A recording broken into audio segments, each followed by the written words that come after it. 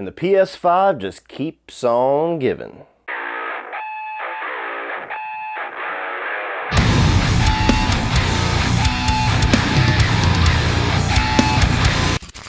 So Deathloop tells the story of a man violently trying to end a time loop that holds an island in a never-ending day of murder and debauchery. What's up, guys? Welcome to the latest PlayStation 5 exclusive titled Deathloop. This was one of my most anticipated PlayStation 5 exclusives ever since I first saw the trailer. I'm a big fan of Arcane Studios, and especially what they did with the two Dishonored games. Loved both of them. And this whole time loop concept, while definitely holding on to some of the visual style and a few of the gameplay elements of Dishonored, definitely had my attention because I love action games, I love assassination games, and here lately I've been playing a lot of time loop games that have turned into one of my favorite subgenres of gaming. So in Deathloop, you are stuck on this island that is inhabited by members of the Eon program who have generated this time loop so that they can have immortality and do a never-ending day of partying with no consequence whatsoever. And you take the role of Colt, who is one of the visionaries who are essentially the 7 or 8 leaders of this island, who decides to break from the Eon program and end the time loop indefinitely. And the only way to do that is by assassinating all of the other visionaries on the island within one day. If you die at any point, the day restarts. If you fail at any point to kill any of these visionaries within one day, the time loop restarts. And this is a first-person shooter action game that certainly has little bits and pieces of different games. You know, there's, like I said, a little bit of Dishonored in here, especially with some of the powers that you gain, or they call slabs. You have definitely some flavors of Hitman in here, where you find different ways and different tactics to enact your assassinations. There's even, you know, a little bit of almost Borderlands feel to it with the cell shading kind of graphic to it, and you had a little bit of that at Dishonored as well. So this, in a way, is a very unique concept that takes greatest hits elements from a lot of games that I genuinely enjoy. So I got the game on Tuesday on release. I have been playing it non-stop since then. I finished my first loop as far as breaking the loop this Sunday morning, just yesterday, and now I'm here to talk to you about Deathloop and how fucking awesome it is. So starting right off with the positives, the gameplay in Deathloop is so addicting and so much fun. This is by far the most fun and enjoyable version of a time loop game that I have played thus far. A lot of the games that I have seen and have played here recently that kind of enact this never-ending day, this, you know, you die once, you start all the way back at the beginning type concept, they enact that for the sake of difficulty, to make it a very strenuous experience, to make sure that you hone your skills to the point where you have to do everything perfect, otherwise you die, you go back to the beginning. And there's certainly an element of that here, but it's not nearly as difficult as a lot of those others. This is the most accessible and the most fun version of a time loop game that I have played. And we'll get into how easy it is a little bit later, but as far as just the fun of the gameplay, entering into these 4 different zones of this map at 4 different times of the day to gain as much information on these visionaries as you can, maybe even kill 1 or 2 of them and gain their powers or slabs during that time loop. Get as many of these little weapon trinkets and character trinkets, which are essentially your upgrades, as you can, and continuously build out your character and build out your character's knowledge, which is the one thing that does not reset every single day, to the point where you can plan out the perfect day-long assassination of all 7 of these characters. It was an absolute blast. I mean, I don't care how repetitive on paper it may sound to enter the same 4 maps over and over and over again, trying to find different information. It was so much fun, to the point where I would play the game for a couple of hours, I would shut it off, go about my daily life, you know, cook something or go hang out with my kids, hang out with my wife, and I'd be sitting there going, I need to play some more Deathloop. Come here, you motherfucker. Haha. Whoop his ass every time. And the gameplay handles very well. The shooting mechanics are great. All of the powers that you use in here, you know, again, a little redundant, from Dishonored, you have this thing called Shift here, which is essentially Blink from Dishonored, where you can teleport across long distances. You also have powers where you can go invisible for a short amount of time. You have powers, one of my favorites, which is Nexus, where you can link a bunch of enemies that are in close proximity together to where whatever happens to one happens to all of them. So if you shoot one of them in the head or snap one of them's neck or throw a grenade down on one of them and they're linked to a bunch of other NPCs, they all go down at once, which is a very fun way to clear out areas of the map if you're not trying to go for a super stealthy run. And just that aspect of it as well, where you can choose how you want to play it. You can go guns blazing, you can go super stealth, you can go a mix of those two. It's just a game that has so much variety with the way that you will learn to play it and the way that you will choose to play it and experiment here and there, even down to the weapons. I mean, you have kind of the tried and true weapons that you're going to have in first-person shooters, from pistols to SMGs to sniper rifles and all of that, but they all have their own unique spin to it. You have weapons that will transform. There's a shotgun that transforms into an SMG. There's a pistol where you can dual wield them, or you can snap them together and turn it into a little machine gun. It's such a cool, unique, and creative way to have a first-person shooter that I just could not get enough of it. And I love the visual art scheme that they go for here. Like I said, it's a little cel-shaded, a little bit cartoonish, that's similar to Dishonored with a little bit of Borderlands flavor in there, and it really just enhances the zany, kooky tone of this game. I mean, this is a game that does not take itself seriously at all. It is here to show you this batshit wild island filled to the brim with all these ridiculous characters, including the one that you are handling. And there's so many weird ass dialogue exchanges. I mean, every single day you wake up and you're having this little dick measuring contest with a rival assassin, and just the dialogue that comes out of your and her mouth back and forth is sometimes very funny, and other times it's just weirdly uncomfortable. And all of that is just kind of heightened by the visual aesthetic that this game gives, and it's just, again, adds to that fun factor. And one of the biggest things that I am loving about this game now that I actually have beat it is that there is so much replay value in Deathloop. Now, I've played a couple of games here recently, like Ratchet and Clank, one of them, brilliant game, but I felt like it had almost no replay value because it's just one campaign and it was so easy and quick to get through. Now you have Deathloop, and there is not only a campaign that you can go back over, and I absolutely will have fun starting from the beginning and going through all these trials and tribulations once again to get to that perfect loop where I can take all of them out, but there's also other elements to the gameplay, one of which is a multiplayer element where you can actually take the role of your rival assassin, Juliana. She's also one of the visionaries, and she's the one who is trying to stop you at all costs the entire time that you were trying to end this loop. So you'll be playing the game, and depending on whether or not you have it set to online or offline or friends only, there will be either NPCs or a character, or I'm sorry, a player from online that will just randomly jump into your game as Juliana and try to take you out. And it's a very fun way to just change up not only the main game, where you're on a mission, all of a sudden Juliana's there, all the exits are closed, and you have to take her out or evade her, as well as take out her antenna that is blocking all these exits before you can continue on your mission. And it creates so much tension when you're trying to have this really nice, tight section of gameplay where you're sneaking through and not trying to be seen. All of a sudden there's this fucking chick that's running around trying to blast you away at all costs. It's a lot of fun. You get power upgrades from her that you might not have gotten otherwise.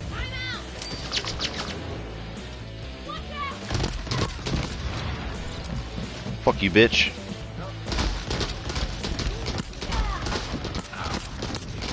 Yeah, think about that.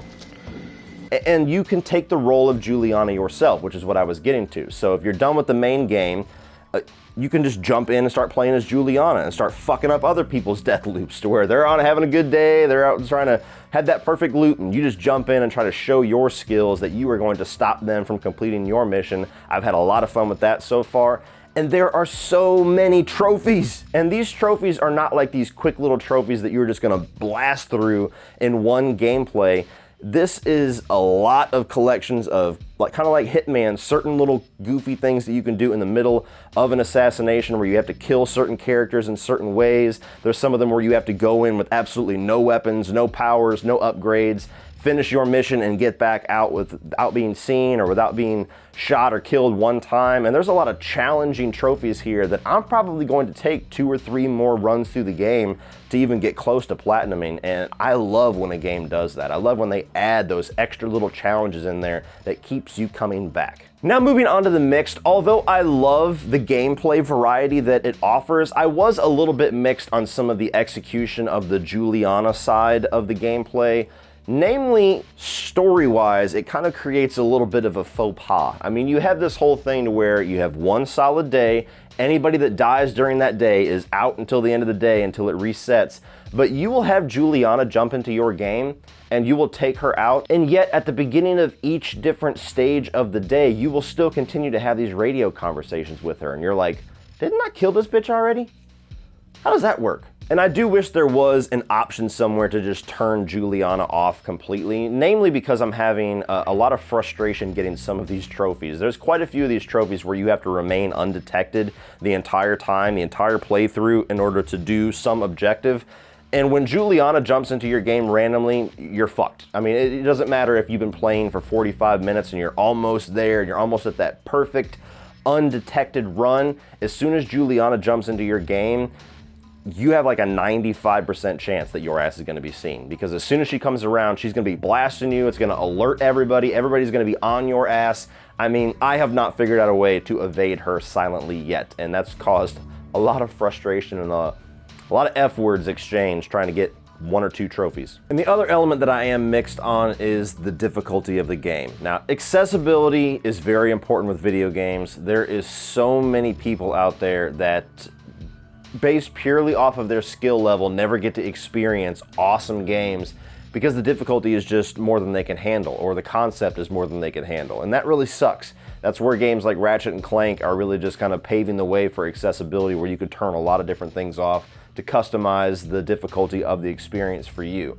Now, Deathloop, while I was saying I love the fact that this is a fun and easy and accessible version of a time loop game where so many others are crushingly difficult. I love that part of it. But for me personally, I thought it was a little bit too easy. Now, when you start the game, the first power that you are given is a reset. It's a revive power, to where you have 2 revives for every single loop. So essentially every loop you have 3 chances to get everything right. After 3 deaths, it all starts over. Now, at first, when I was learning the game, it felt like that was going to be a good mix of difficulty, and I was probably going to die and loop back quite a few times. But once I kind of got the concept of the game, there was only one time in the entire runtime, the entire playthrough of the game, that I died 3 times and had to start over. Every other time, I had no difficulty whatsoever achieving whatever goal I had within 3 chances. And as much as I was having fun along the way, I just felt like I got to the end of the game too quick. I almost feel like there should have been a difficulty choice at the beginning of this game, you know, like typical easy, medium, and hard. Hard, you probably get 1 revive, or maybe even no revives, and I probably would have chosen that, and I would have had a little bit better experience with that, because I like a challenge. I like things to be something that tests my skills as a gamer. And people that don't have the patience for that, or don't quite have the skill level for that, or just want to breeze through the game and have an easy, fun time, can choose easy and get 2 revives, get 3 chances to do everything. I think that was an element that was missing from this game. So know who you are. If you're somebody that loves difficulty, you're probably going to breeze through this game like I did. If you're somebody that is afraid of time loops because of how crushingly difficult most of them are, this is right up your alley. Now, moving on to the negatives of this game, the main one for me is the enemy variety. Now, you have the main visionaries. There's some nice variety there, not only with the character design, but with the personalities and the lore involved. But all of the other NPCs that fill out this world, I think they're called visionaries, they're like 4 or 5 different models of people, and they all do the same shit. Like, there's no, like, you know, brutes, there's no muscle characters or ones that carry heavy weapons. They're all just basic characters that when you've seen 5 or 6 of them, you've seen them all. And that's a little bit disappointing, because when you have a game like this that has so much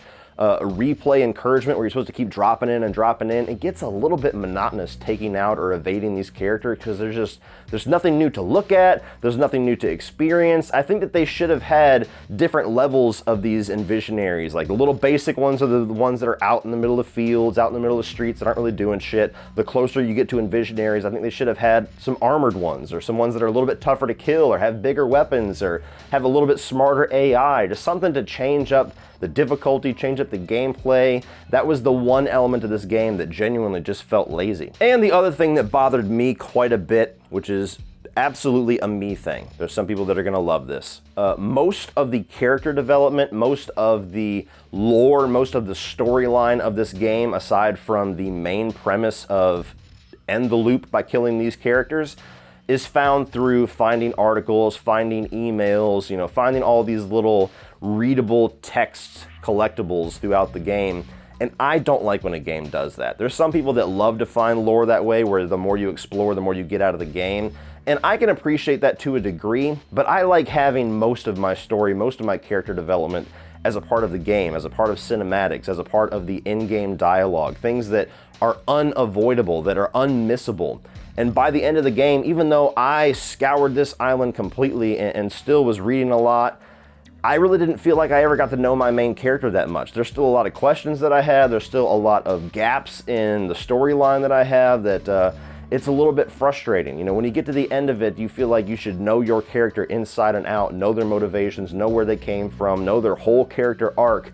And you don't really get that with Colt. At least I didn't. He's just a fun character to play through because he's in a fun game. But I don't really see Colt standing out as a character at all because of that choice in gameplay of not having his lore, his character development as an unmissable part of the game. But overall, guys, I have had a blast with Deathloop, and I'm going to keep playing the living hell out of this game. I've streamed it a couple of times. I'm going to keep streaming it. I'm going to go for the platinum. I'm going to be playing this game for the next month or so, and I'm going to enjoy every single second of it. I thought the gameplay was fresh and exciting and so much fun. I love the world and the artistic direction that they took with the cell shading, the weapon variety, the power variety. It's just a blast of a game. The couple of nitpicks and the negatives and even the thing I was a little bit mixed on aside, this is one of the best PlayStation exclusives that I have played in a long time, and certainly might be the best PS5 exclusive that we've gotten yet. So if you're a fan of first-person shooters, assassination games, or time loop games, you absolutely must play Deathloop. It's some of the most fun gameplay that I've had in a long time,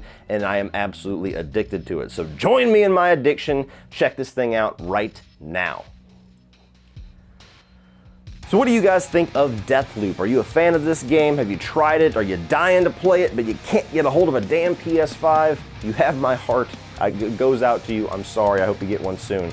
But let me know your thoughts on Deathloop. Have you liked Arcane's previous games like Dishonored? And for those of you that have beat Deathloop, do you want a sequel to this? Do you want to see more in the world of Deathloop, or do you think this is a good one-and-done game? Let me know down below all of your thoughts, guys. Please like and share this video. Hit that subscribe button so you can continue to check out all of my video game reviews, predominantly PlayStation right now because they got most of the exclusives, as well as movie reviews. We got October and November coming up, a ton of huge movies coming out. So please hit that subscribe button so you do not miss any of that. Thank you for watching as always, and remember, opinions are like assholes. That doesn't mean you have to be.